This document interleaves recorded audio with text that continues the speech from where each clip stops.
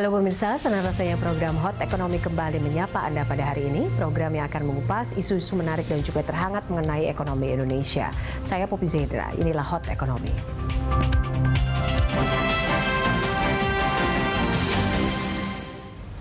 Menteri Keuangan Sri Mulyani menegaskan pemerintah tidak akan memungut pajak sembako non-premium. Sembako non-premium yang dimaksud adalah sembako dengan harga yang lebih terjangkau dibandingkan sembako premium.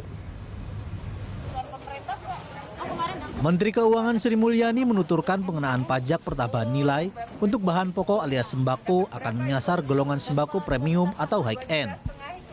Menkyu mencontohkan daging wagyu dan beras shirataki dan basmati. Dua produk sembako premium asal Jepang itu akan menjadi objek pajak nantinya. Sebaliknya sembako non-premium tidak akan dikenakan PPN. Menkyu menegaskan pemerintah tidak akan memungut pajak sembako non-premium tersebut. Sembako non-premium yang dimaksud adalah sembako dengan harga lebih terjangkau dibandingkan sembako premium. Kita tidak memungut PPN sembako, gitu. Kita tidak memungut. Dan apakah di dalam RUU KUP nanti akan ada untuk yang itu tidak dipungut? Itu aja, clear, very clear di situ. Namun kalau kita ngomongin sembako tuh katakanlah beras. Ada beras yang 10.000 per kilonya, yang produksi petani kita, Rojo Lele, Pandan Wangi, Cianjur gitu. Versus beras yang sekarang ini Shirataki Pak Eriko. Yang itu bukan beras, Bu. Nah, saya tahu tapi konyaku dari porang. Ya, tapi dibuat beras. bentuknya kayak beras. Ya, betul. Atau basmati. Jadi kalau dilihat harganya Pak Eriko kan tadi 10.000 per kilo sampai yang 50.000 per kilo sampai 200.000 per kilo. Nah, ini kan berarti bisa mengklaim sama-sama sembako, tapi yang ini adalah untuk yang. Nah, ini yang mungkin kita perlu fenomena munculnya produk-produk yang very high end, tapi namanya tetap sembako, sama-sama beras, namanya sama-sama daging sapi Pak, tapi ada sapi wagyu yang Kobe yang per kilonya itu bisa 3 juta atau 5 juta, ada yang daging yang biasa yang dikonsumsi masyarakat sekilonya sekarang mungkin 90. Jadi kan bumi langit Pak, jadi dalam hal ini. Sri Mulyani menyebutkan rencana pungutan PPN sembako premium tersebut justru merupakan bentuk keadilan pajak. PPN sembako premium merupakan bentuk respon pemerintah pada kemunculan produk premium alias high-end di tengah produk produksi masyarakat Indonesia dengan harga terjangkau. Skema pungutan pajak yang membedakan besaran pajak dalam satu jenis objek pajak bisa terjadi. Hal ini dilakukan melalui skema pajak multitarif seperti yang nantinya akan dicantumkan dalam RUU KUP. Rencana pengenaan pajak sembako tertuang dalam perluasan objek PPN yang diatur dalam revisi Undang-Undang Nomor 6 Tahun 1983 tentang ketentuan umum dan tata cara perpajakan. Dalam draft aturan tersebut, barang kebutuhan pokok dihapus dalam kelompok jenis barang yang tidak dikenakan PPN. Itu berarti barang pokok akan dikenakan PPN. Tim Liputan, Berita 1, Jakarta. Ya, pemirsa, rencana pemerintah yang ingin mengenakan pajak pertambahan nilai untuk komoditas sembako ini ramai sekali dibicarakan publik. Merespon hal itu, Menteri Keuangan Sri Mulyani menegaskan tidak semua sembako ditarik PPN. Lantas jenis sembako apa saja yang dikenakan PPN dan apakah ini memang atas nama keadilan? Langsung saja kita akan membahasnya bersama anggota Komisi 11 DPR RI Muhammad Misbakun dan juga Managing Partner DTTC Darussalam. Nanti juga akan bergabung bersama kami untuk mengkonfirmasi soal ini Kepala Badan Kebijakan Fiskal Kementerian Keuangan RI Febrio Kacaribu, tapi saya sudah bersama dengan Pak Darussalam. Pak Darus, terima kasih sudah bergabung bersama kami. Apa kabar Bapak? Baik. Alhamdulillah baik. Terkait dengan PPN, simpang siur soal PPN sembako, banyak sekali pihak yang bilang bahwa ini atas dasar prinsip ketidakadilan bahwa harusnya pemerintah tidak melakukan ini. Terkait juga atas dasar ketidakadilan dalam soal kecerdasan, soal misalnya pendidikan. Terkait simpang siur ini, Anda melihatnya seperti apa wacana untuk mengenakan PPN sembako ini? Ya, terima kasih Mbak Poppy. Saya coba menjelaskan, tapi penjelasan saya saya coba kembalikan ke konsep dasar PPN ya, sehingga kita bisa memandang, memetakan isu ini dengan clear, jernih, dan tidak lari kemana-mana seperti itu. Saya ingin sampaikan gini, kita bicara dulu per definisi ya. Kita harus tahu dulu per definisi PPN itu apa sih?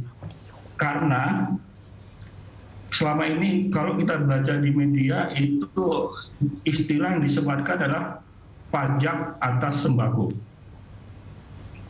Ya. Suara saya didengar ya? Baik, silakan Pak. Oke.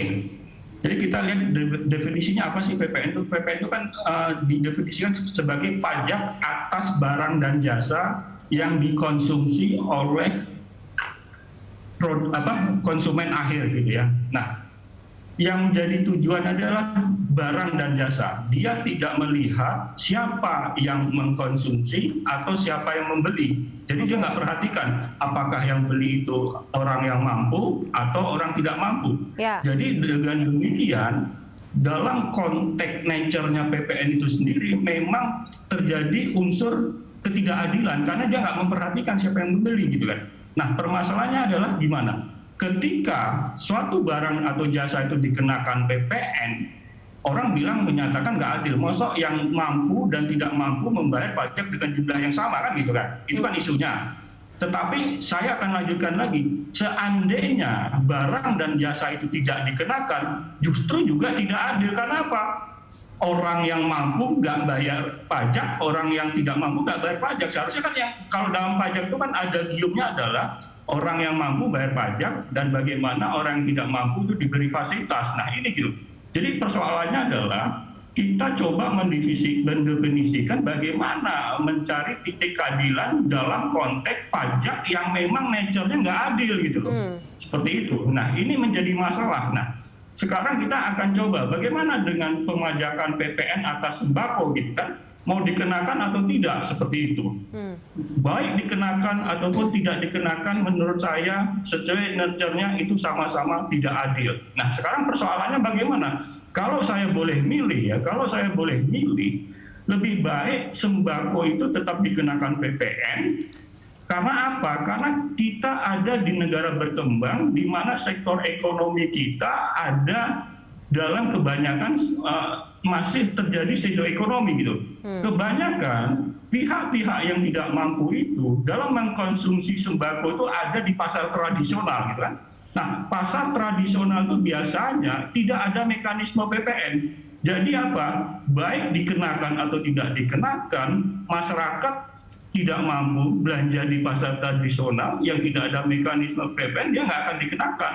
Nah, kalau itu barang itu kita letakkan di pasar modern katakan yang sudah ada mekanisme PPN, kalau itu tidak dikenakan orang-orang kaya pun juga tidak kena pajak. Nah, ini kan justru nggak adil menurut saya. Seharusnya tetap dikenakan kalau itu mereka konsumsi masyarakat tidak mampu di pasar tradisional itu tidak kena, tetapi ketika orang kaya mengkonsumsi barang itu kalau itu dikenakan dia jadi dikenakan PPN. Sehingga menurut saya yang jauh lebih penting adalah persoalannya bagaimana kita dari pajak yang dipungut itu atau yang dikonsumsi oleh orang mampu itu bisa hasilnya untuk didistribusikan lagi kembali kepada masyarakat yang tidak mampu.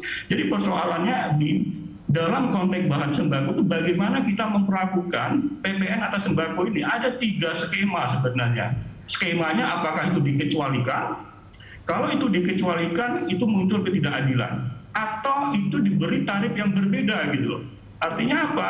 Kita pakai multi tarif gitu. Atau pilihan ketiga dikenakan dengan tarif 0% sehingga apa? Sehingga bagi para pengusaha yang menyediakan ke barang-barang kebutuhan pokok karena dia sebelumnya juga membeli bahan-bahan lain untuk bisa memproduksi atau menyiapkan atau mendistribusikan, pajak masukan yang diperoleh itu bisa dikreditkan sehingga netral. Nah, yang ingin kita sampaikan adalah bagaimana tetap menjaga PPN ini netral gitu. Artinya apa? Netral itu adalah konsep ketika kita beli barang untuk memproduksi sesuatu atau untuk mendistribusikan sesuatu, kita bisa mengkreditkannya gitu loh. Nah, kalau perlakuan sembako itu diberi pengecualian, maka input pajak masukan itu tidak bisa dikreditkan, sehingga apa, itu akan dipastu membentuk harga jual lagi, sehingga harga jual juga akan naik gitu loh. Ini persoalan. Jadi sebenarnya adalah bagaimana kita memperlakukan bahan pokok ini dengan 3 skema tersebut gitu. Kalau saya bilang dengan praktek misalnya bisa saya sebutkan di Dominika maupun di Bolivia, mereka tetap mengenakan PPN atas barang pokok. Hasil dari PPN tersebut untuk didistribusikan kembali kepada pihak mampu. Itulah fungsi utama pajak kan seperti itu gitu.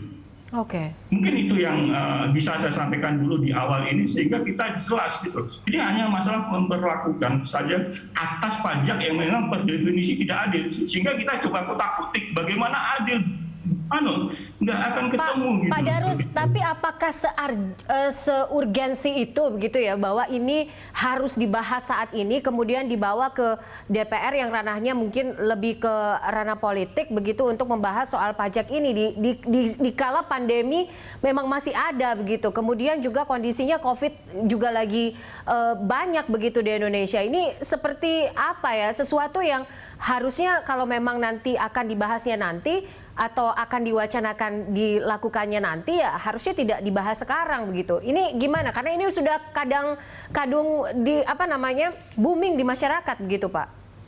Jadi begini, Mbak, kita ingin tetap menjaga PPN itu netral, tidak mendistorsi pilihan ekonomi seseorang. PPN, sehingga ini kan terjadi sejak tahun 83, Pak. Sejak konsep PPN itu pertama kali diperkenalkan di Indonesia, tepatnya di tahun 84 gitu loh. Nah, ini sudah berlarut-larut gitu loh, Mbak.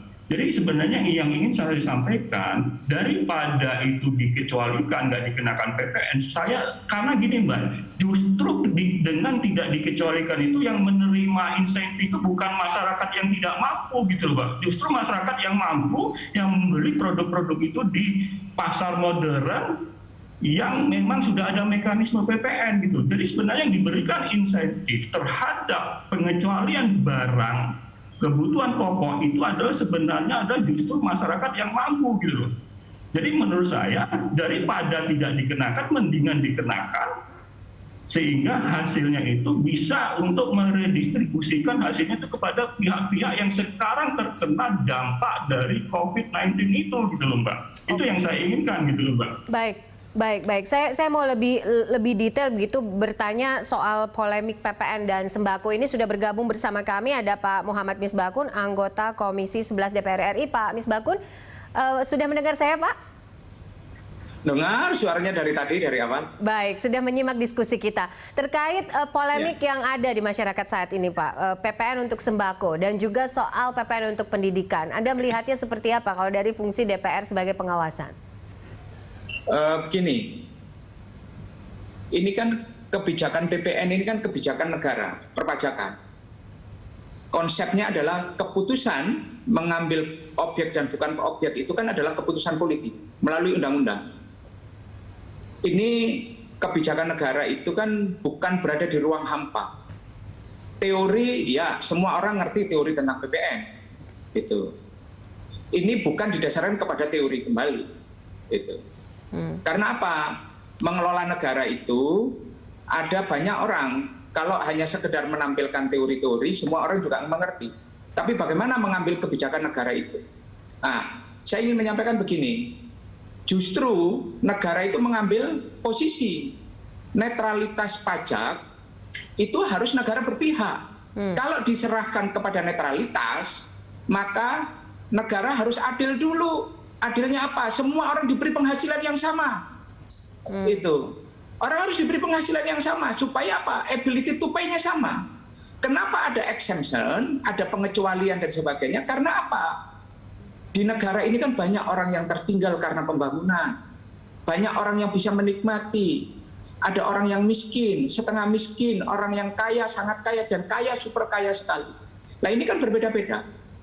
Gitu. Lah makanya kehadiran negara, perlunya negara itu adalah menjaga pajak itu menjadi tidak netral, karena disitulah afirmasi kebijakan negara itu.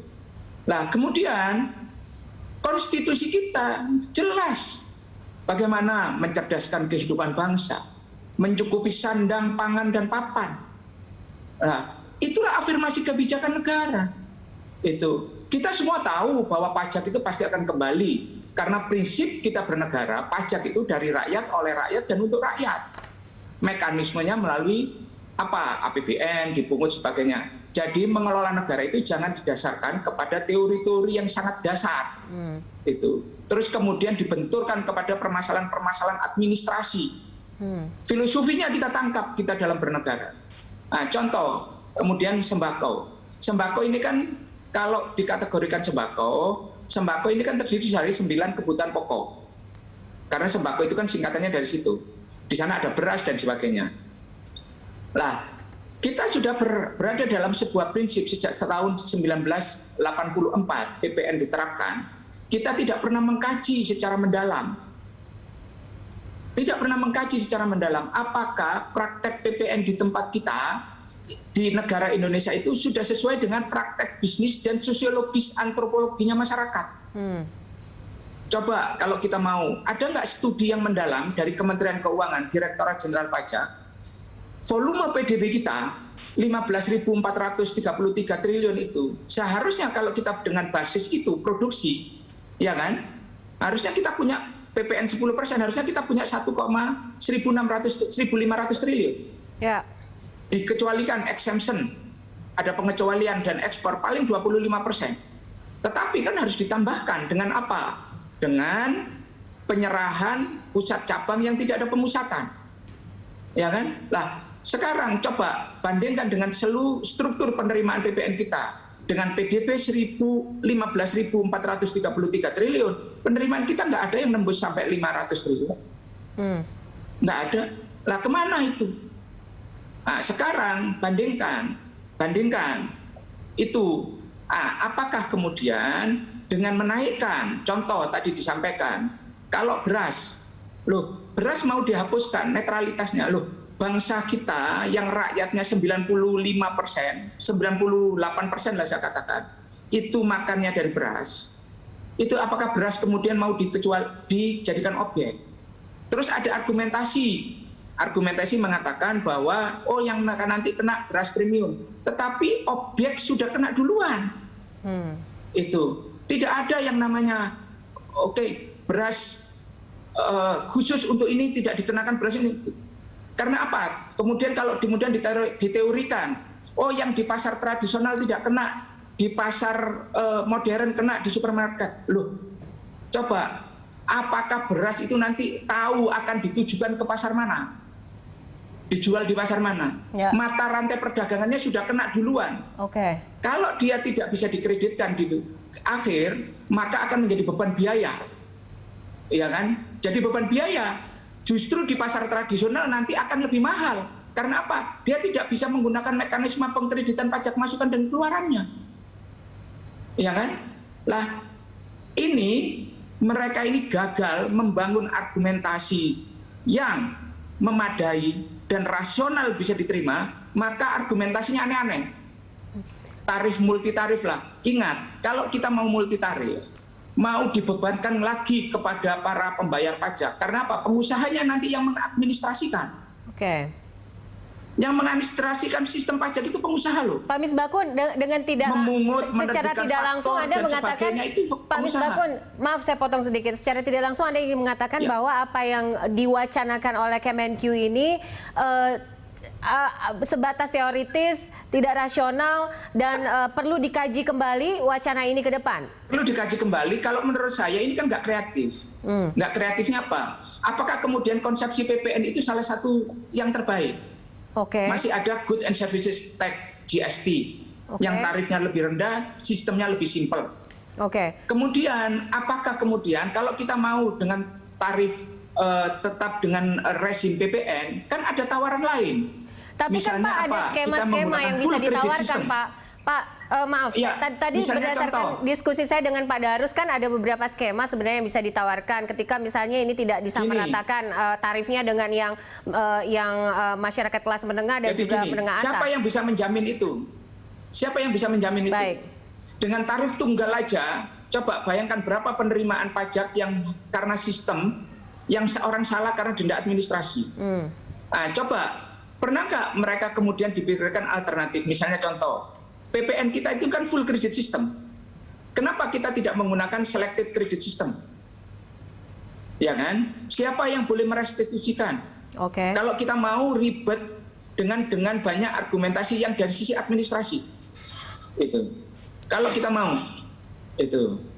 Nah, kenapa kemudian kita sudah memberikan ruang pemerintah ini tentang transaksi elektronik? Tapi kenapa yang ada di Undang-Undang Nomor 2, kalau kita memang tujuannya untuk menaikkan pendapatan negara dan menutup defisit, kita udah berikan di Undang-Undang Nomor 2 tahun 2020 itu transaksi elektronik. Kenapa nggak digunakan sampai sekarang? Baik. Lah kan? Itu. Lah, ini yang kalau menurut saya yang harus dijelaskan oleh pemerintah. Oke. Karena apa? Consumption ini 57,7%.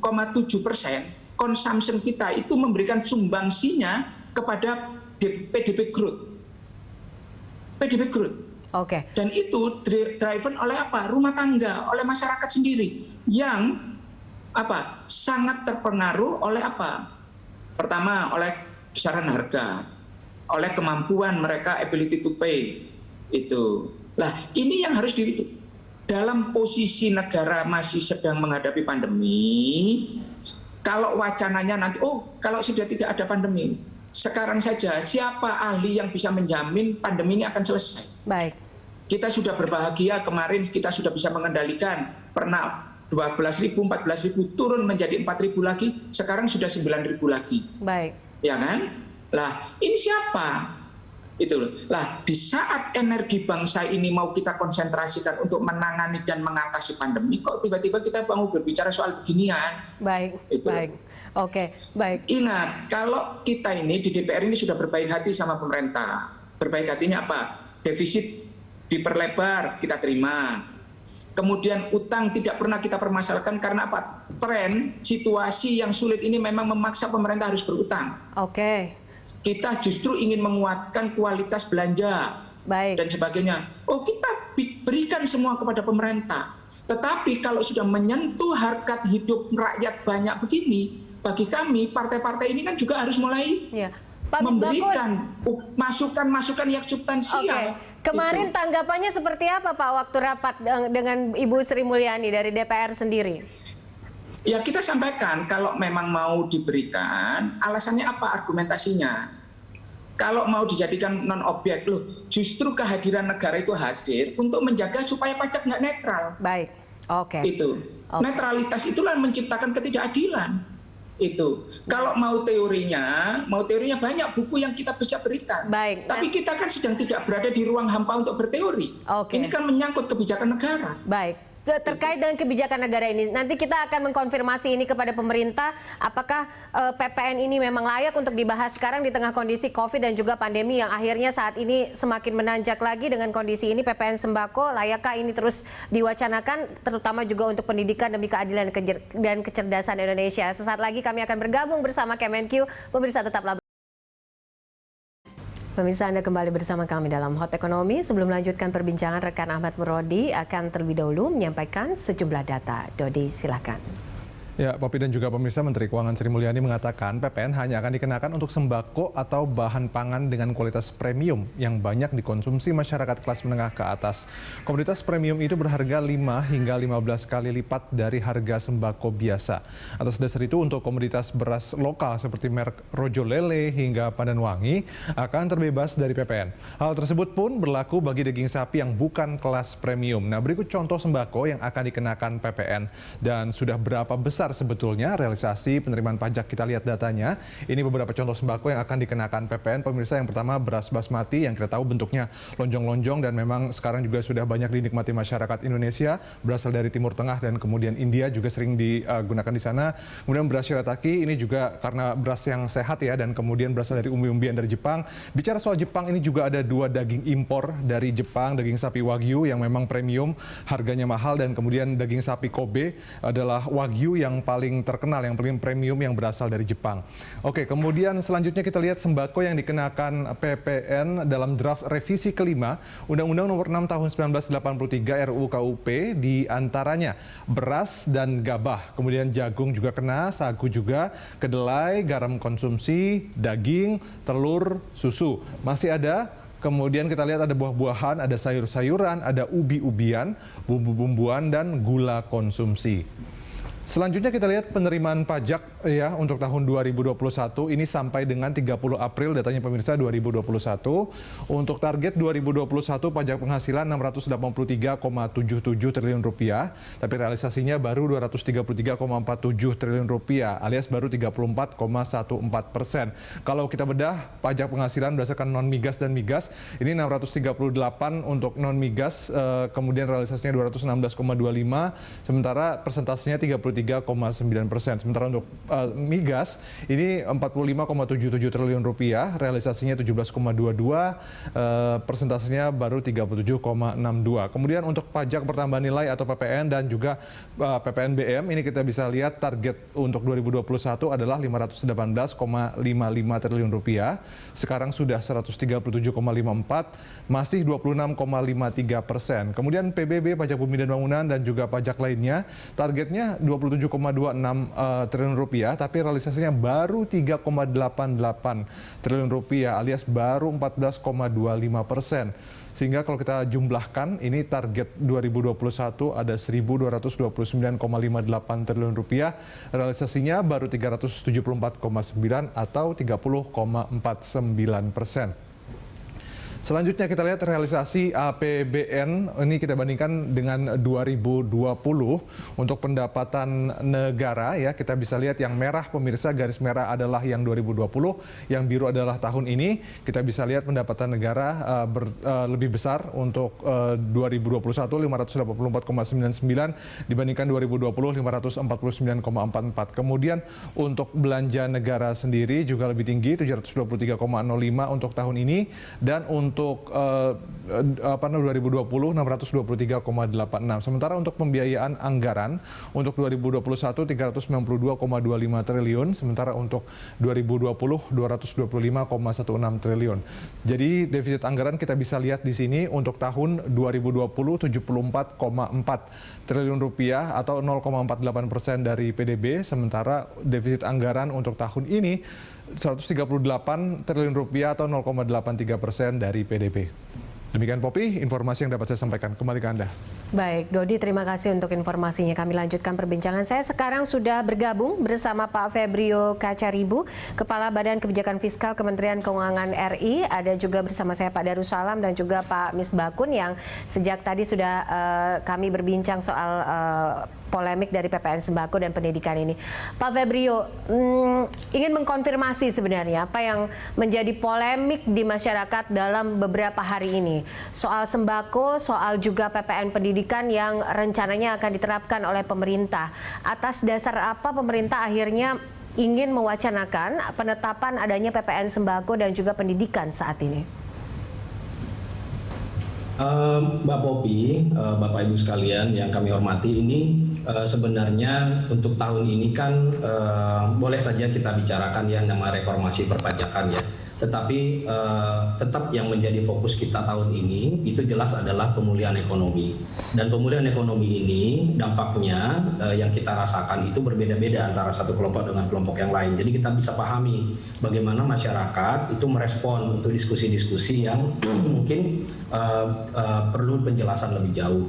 Jadi kalau untuk masyarakat terutama yang miskin dan rentan itu sudah pasti untuk selama masa pandemi ini 2020 kemarin 2021 sekarang ini tetap menjadi fokus pemulihan perekonomian kita. Jadi kita berusaha untuk pemulihan perekonomian kita bisa terjadi dengan lebih cepat, tetapi ketika pemulihan ini kita lakukan fokus kita selalu adalah kelompok miskin dan rentan justru. Nah ini mungkin saya buka dulu dengan diskusi ini. Kenapa? Karena ini penting sekali bagi masyarakat untuk memahami bahwa budget pemerintah itu memang sebanyak-banyaknya diarahkan untuk melindungi masyarakat miskin dan rentan. Contohnya misalnya ya untuk 2021 ini perlindungan sosial itu budgetnya 148,27 triliun itu dalam PEN.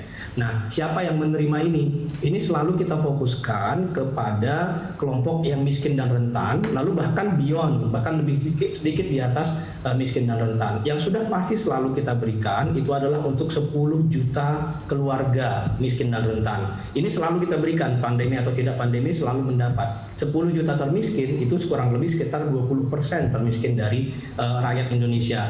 Ibu hamil, anak usia dini itu mendapat 3 juta setahun. Ada anak SD dia dapat 900.000 setahun. Ada anak SMP dia dapat 1,5 juta per tahun. Ada anak SMA dia dapat 2 juta setahun. Bahkan disabilitas dan lansia mendapat 2,4 juta setahun. Inilah betapa seriusnya pemerintah untuk selalu melindungi masyarakat miskin dan rentan. Nah, dalam konteks ini, kalaupun ada diskusi wacana untuk reformasi perpajakan, ini selalu harus kita lakukan. Dan memang kita berharap masyarakat kemudian tidak salah mengerti bahwa fokus pemerintah itu tetap pemulihan ekonomi, dan juga pada saat pemulihan ekonomi itu kita perhatikan masyarakat yang miskin dan rentan itu pasti menjadi fokus pemerintah. Jadi tidak mungkin kan kalau dalam konteks kita sudah masuk ke diskusi reformasi perpajakan. Nah, sekarang misalnya masuk nih ke tentang PPN. Desain reformasi perpajakan kita sudah pasti tidak mungkin memberatkan masyarakat miskin dan rentan.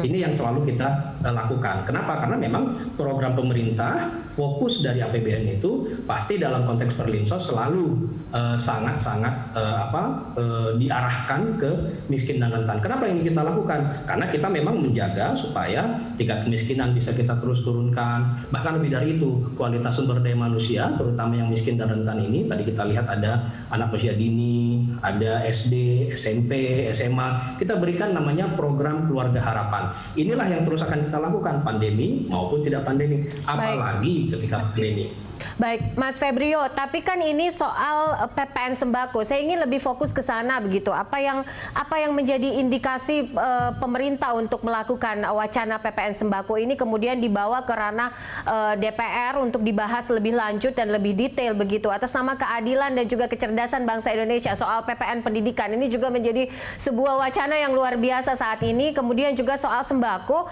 yang kondisinya kita lagi pandemi dan COVID juga lagi naik begitu. Nah, ini yang menjadi sentimen yang berkembang gitu di masyarakat. Nah, ini bagaimana pemerintah menjawab ini? Ini jadi produktif memang diskusinya karena kita akan menggunakan pikiran dan hati ketika kita membicarakan ini bersama-sama dengan masyarakat dalam suasana pandemi.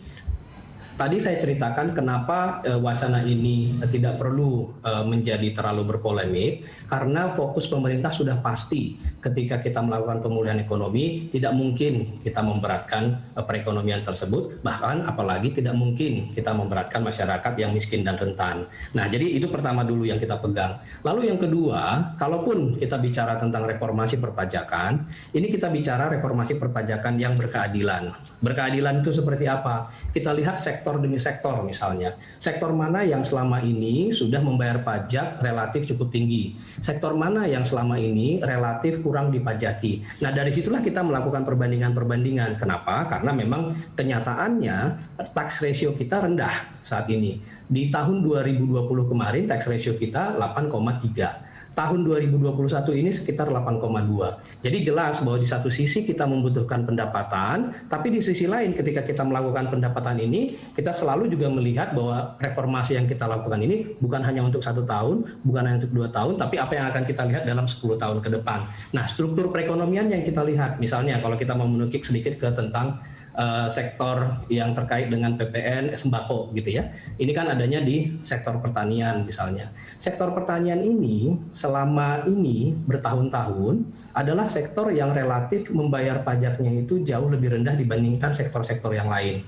Kalau tax ratio kita tadi sekitar 9% misalnya tahun lalu, tax ratio untuk sektor pertanian itu hanya sekitar 2%. Artinya dari semua pendapatan di sektor pertanian, itu yang dibayar pajaknya itu hanya dalam bentuk pajak itu hanya sebesar 2%. Sementara sektor-sektor yang lain, misalnya perdagangan, sektor manufaktur, itu sudah belasan persen. tax ratio-nya. Jadi dia sudah lebih dahulu mengkontribusikan kepada perekonomiannya. Nah, tapi ketika kita melihat satu demi satu, coba kita lihat lagi, ini apa saja yang bisa kita gali sebagai potensi perpajakan. Lagi-lagi dengan koridor tadi itu, miskin dan rentan sudah pasti kita lindungi, gitu ya. Tapi kalau yang tidak miskin dan rentan, bagaimana caranya kita menggali potensi penerimaan. Nah, kalaupun tadi misalnya kita lihat untuk yang pertanian itu, dalam sepanjang tahun ini, sepanjang beberapa tahun ini, pemerintah memberikan insentif yang sangat banyak ke sektor pertanian. Bahkan dari konteks perpajakannya, itu kurang lebih setiap tahun ada sekitar 20-24 triliun potensi perpajakan dari sektor pertanian yang tidak tergali. Kenapa? Karena memang diberikan banyak pengecualian-pengecualian dan juga insentif yang memang tujuannya untuk membuat bahwa pertanian ini lebih produktif. Tapi disinilah kita cuma melihat perannya seperti apa lagi untuk sektor-sektor yang belum berkontribusi secara optimal. Jadi dalam konteks itulah kita ingin menggali, tapi dengan tetap koridor masyarakat miskin dan rentan tetap kita lindungi, tetap kita arahkan untuk belanja kita lebih melindungi masyarakat miskin dan rentan. Baik, Mas Febrio, sebelum saya minta tanggapan Pak Misbakun dan juga Pak Darussalam, tadi kan bilangnya kita harus tetap melindungi, pemerintah tetap melindungi masyarakat yang miskin dan rentan begitu. Tapi bukankah nanti jika PPN sembako ini ditetapkan untuk bahan non premium begitu ya, apakah yang tidak terkena dampaknya justru juga petani juga? Kemudian nanti orang akan mengolah produksi ke luar negeri lagi, kemudian akan terjadi sebuah polemik baru lagi. Nah, ini secara teknikal seperti apa? Mas Itu Febrio. kita pastikan tidak terjadi. Jadi kita melihat misalnya ya sektor pertanian selama ini yang sudah berkontribusi cukup banyak itu kan sektor perkebunan misalnya. Contohnya yang paling banyak kita ekspor itu kan CPO. Nah, di sana pun ada petani rakyat. Petani rakyat itu kemudian kita berikan mekanisme untuk pemajakannya itu DPP nilai lain, di mana dia bisa membayar pajak 1% itu dari DPP nilai lainnya. Jadi dia mendapatkan manfaat, benefit, insentif karena kita menganggap dia perlu memperbaiki pembukuannya misalnya. Jadi memang ada pengecualian-pengecualian itu yang selama ini kita berikan. Nah, dalam konteks nanti kita melihat bagaimana produktivitas sektor pertanian kita ke depan, sudah pasti kita nggak mau mempunyai perpajakan yang membuat disinsentif bagi produktivitas pertanian. Bahkan saat ini yang kita selalu dorong adalah belanja kita arahkan untuk produktivitas hilirisasi sektor pertanian. Misalnya dalam konteks sawit itu tadi, kita dorong terus itu yang namanya hilirisasi, bahkan dia masuk ke bahan makanan, lalu sekarang ada B30, dan itu sudah menciptakan banyak sekali nilai tambah dan juga menyangkut belasan juta petani yang terlibat di dalamnya. Jadi kalau dalam konteks desain mekanisme perpajakannya, ini dalam konteks reform jangka panjang, sudah pasti kita nggak akan melakukan reform yang kemudian malah merugikan produktivitas. Baik, oke. Nanti saya akan minta tanggapan Pak Misbakun dan juga Pak Darussalam, tapi kita jeda sebentar. Ya, Anda kembali bersama kami dalam Hot Ekonomi. Saya masih melanjutkan perbincangan bersama Pak Febrio, ada Pak Darussalam dan juga ada Pak Misbakun. Saya ingin tanggapan dari Pak Darussalam terkait apa yang sudah dijelaskan oleh pemerintah tadi.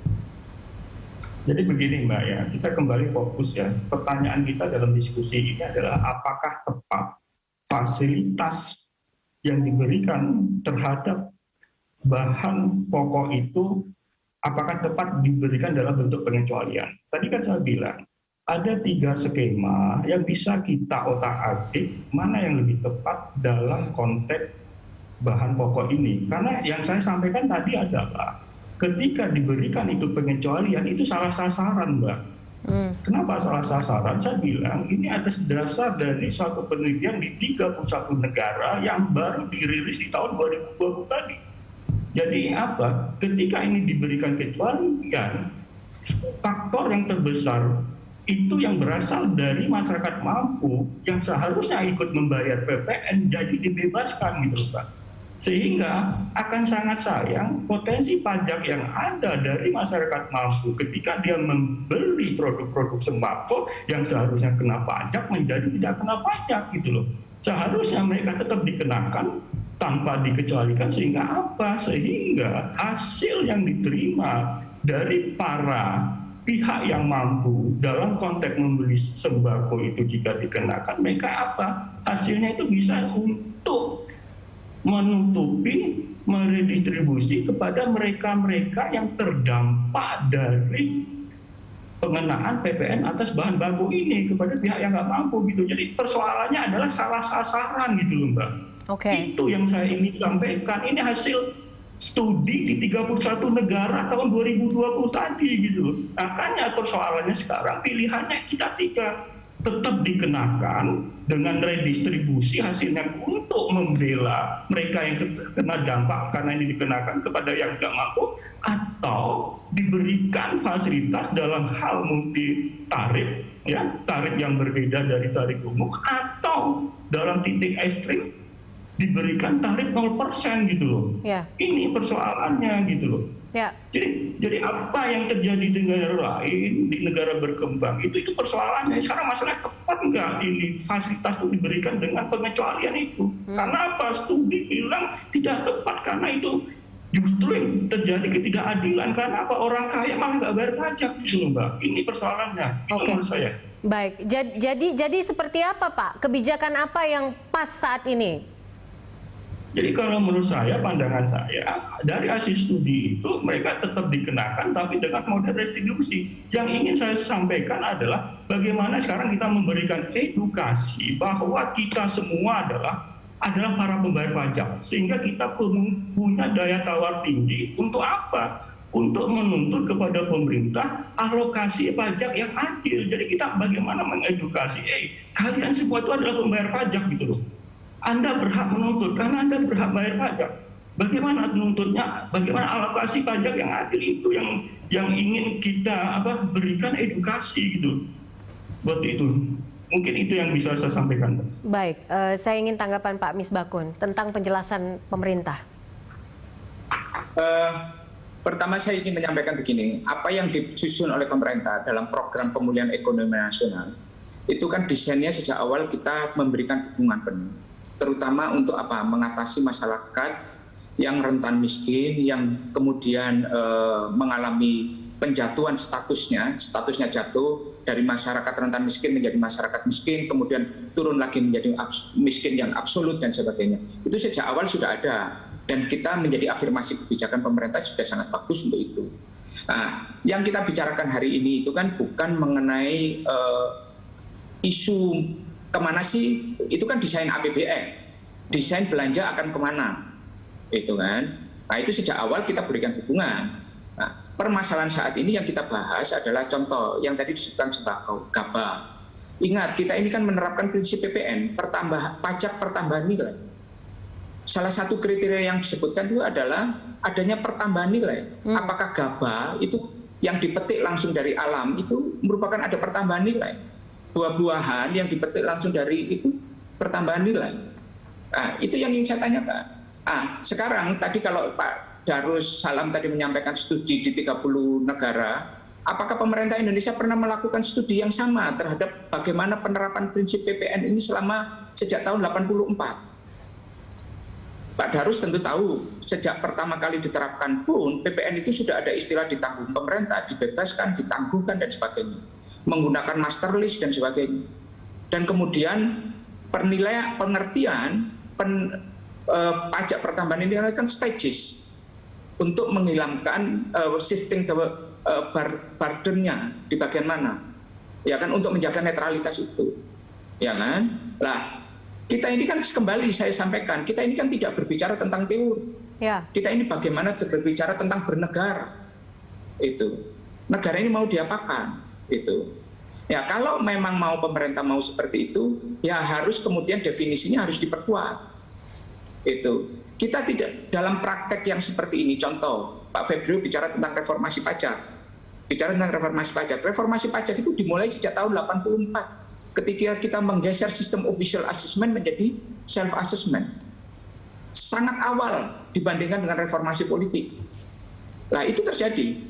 Dan apakah kemudian ruang lingkup pemerintah, coba pemerintah melakukan kajian tidak? Apakah dengan menambah objek baru yang dikatakan sebagai reformasi, terus kemudian lari dari akar kita konstitusi kita bernegara? Ya kan?